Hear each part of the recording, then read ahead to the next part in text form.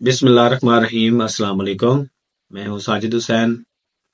دوستو، کچھ دن پہلے میں ایک پروگرام سن رہا تھا تو جس میں بہت سارے جو انٹلیکچوئلز ہیں، وہ تجزیہ نگار، وہ ڈسکس کر رہے تھے کہ گزشتہ کتنی دہائیوں سے جو ہماری جو نئی جنریشن ہے، اتنا جدید تعلیمی نظام اور سہولیات کے باوجود ہم نے کوئی چیز ایجاد نہیں کی۔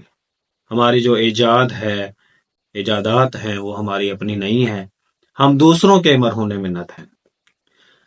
تو ایک واقعہ بیان کرتا ہوں کہ شہنشاہ وقت نے اپنی ملکہ کے لیے سونار سے ایک تاج بنوایا۔ نہ جانے کس طرح سے اس کو یہ شک ہوا کہ یہ جو تاج ہے اس میں کچھ ملاوٹ ہے۔ تو اس چیز کو معلوم کرنے کے لیے اس نے اپنے وزراء کو بلایا، تو انہیں بتایا گیا کہ مملکت میں، چونکہ ان دنوں میں اس کا جو ملاوٹ کا جو طریقہ کار ہے، اس میں سونے میں ملاوٹ ہے یا نہیں ہے، یہ معلوم کرنے کے لیے کوئی اتنا طریقہ جو ہے وہ ایجاد نہیں تھا، نہیں معلوم تھا۔ تو یہ معلوم کرنے کے لیے ان کو بتایا گیا کہ مملکت میں ایک شخص ایسا ہے جو کہ یہ معلوم کر سکتا ہے، ملاوٹ کے بارے میں ہمیں بتا سکتا ہے۔ تو اس شخص کو بلایا گیا، دربار میں حاضر کیا گیا۔ تو شخص نے بادشاہ سے کچھ وقت مانگا اور اس کے بعد وہ اپنے گھر چلا گیا اور اس سوچ میں وہ مستغرق ہو گیا اور اس سوچ و بچار میں لگ گیا کہ آخر یہ کیسے معلوم کیا جائے کہ سونے میں ملاوٹ ہے اور کتنی ملاوٹ ہے۔ تو ایک دن وہ حمام میں، ٹب میں اپنے جانگیا پہنے ہوئے وہ نہا رہا تھا، تو اچانک سے وہ چلا اٹھا، یوریکا یوریکا، اور یہ کہتے ہوئے بازار کی طرف دوڑا۔ یوریکا یوریکا وہ چلا رہا تھا، اور اگلے دن وہ بادشاہ کے دربار میں حاضر ہوا اور اس نے وہ تاج منگوا لیا۔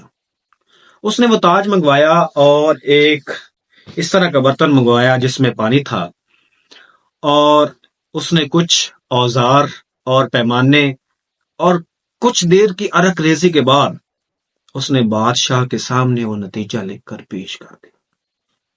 اس نے اس تاج میں کتنا سونا تھا وہ بھی لکھ دیا، اور اس تاج میں کتنی ملاوٹ تھی وہ بھی لکھ دیا، اور اس کا سارا وزن اور سارا نچوڑ نکال کے بادشاہ کو پیش کر دیا۔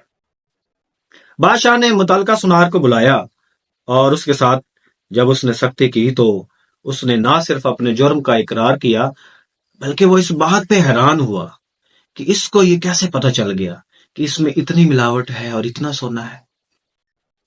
دوستو، دنیا آج اس عظیم شخص کو ارشمیدس کے نام سے جانتی۔ یہ وہ ارشمیدس ہے جس نے یہ کہا تھا کہ اگر مجھے آپ کرۂ ارض سے باہر ایک جگہ دے دیں اور ایک سلاخ دے دیں تو میں دنیا کو اٹھا سکتا ہوں۔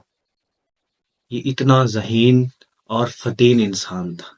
بظاہر اس نے یہ مفروضے کے طور پہ یہ کہا، لیکن اس اصول کو ذہن میں رکھتے ہوئے بعد میں لیور کا فارمولا ایجاد ہوا۔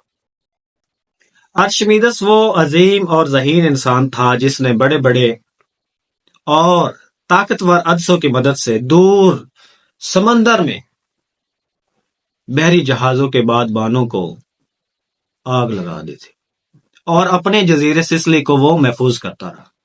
بعد میں جب جزیرہ سسلی پر قبضہ ہو گیا تو اس وقت کے جو جنرل مرسلیس تھا، اس نے اپنے ایک سپاہی کو بھیجا،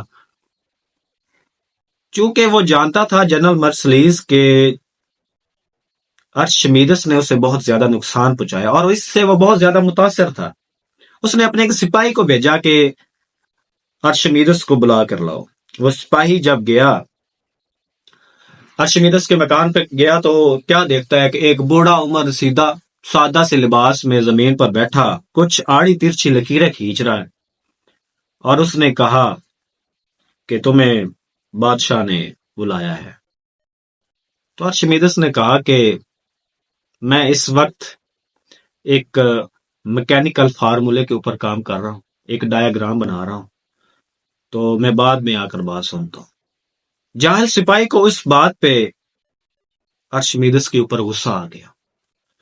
उसने अपनी तलवार निकाली और उस वक्त कुरा अर्ज के अजीम ज़हीम माहिर फल्कियात, माहिर तिब्बियात, मुअज्जन, फलसफी, मुसन्नफ और अजीम साइंसदान का 80 साल की उम्र में सर कलम कर दिया। तो दोस्तों, मेरा ये सारी है स्टोरी हिस्ट्री बताने का मकसद ये है कि हमारे जो आज की जनरेशन है, हमारे जो इदारे हैं, उसमें मेरा चूंकि खुद तदरीस के शोबे से ताल्लुक है, तो मेरी ये असेसमेंट है कि हम हमारे इदारों में, हमारे स्कूलों में, कॉलेजों में और इवन यूनिवर्सिटीज में कुछ इदारे होंगे जहां पे ये फैसिलिटीज मौजूद होंगी, लेकिन लाइब्रेरीज और लैब्स का जस्ट एक नाम है, एक फॉर्मेलिटी है।